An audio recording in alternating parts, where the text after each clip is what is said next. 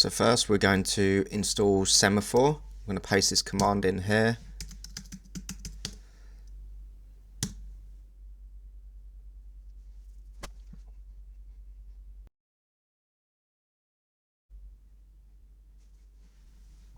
Okay, cool. So if we then take this URL,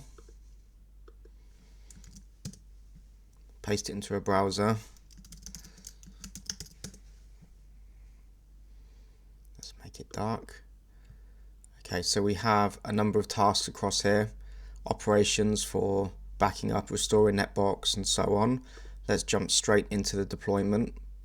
So we're going to start with 3.78, click Run, and it will proceed to provision the Postgres database, install the required packages, and install NetBox. Okay, so that's done. The next mandatory step is we need to provision Nginx. In the interest of time, I'm just going to do a self-signed certificate. Okay, so now if we navigate to this,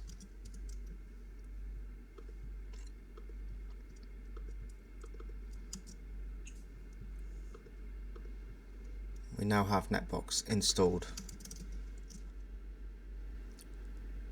Now, rather than creating a self-signed certificate over here in this environment, we can, in the NetBox global settings, set certificate, set a private certificate, and instead we'd get a nice fully qualified domain. Okay, so we've got NetBox 3.78. In a development environment, production environment, maybe we want to back it up. So let's go and back it up because we've made some changes. If we wanted to restore, we would just copy this value here and we would set it in the backup settings here, and then we could run a restoration. We can also schedule the backups here, so we can schedule it to run every day along with other maintenance tasks, and we can run the restoration from here. Let's say we want to install a plugin, and we'll add more over time. What this has just done is it's checked the NetBox version, in this case 3.78, and from a mapping table in the repository it's installed version 3.91, or is installing. Okay, so go back to NetBox, and there she is. So if we wanted to upgrade NetBox, before doing so we can run this check upgrade path playbook, and what this is going to do is query the API, the NetBox API, get the version, and then check that version according to a mapping table.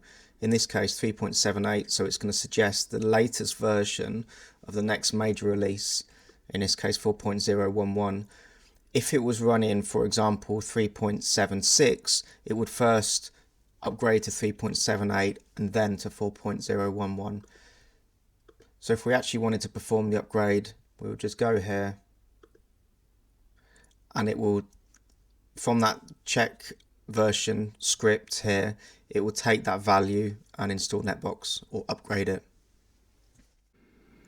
Okay, so it's installed, and now we have NetBox 4.011, and here we're upgrading the plugins and installing all the others, and our plugins are now installed. And let's say this is a development environment and we want to go back to where we started. We can go to NetBox deploy. We can completely remove NetBox. So let's do this. It will drop the database and remove NetBox and associated services. We could then go off and start the installation, and we could then initiate the backup when all of that is complete. And we can see these tasks are running over here. So if we come back in a few minutes, we'll be back on 3.78 and back to the version that we backed up at the start of this.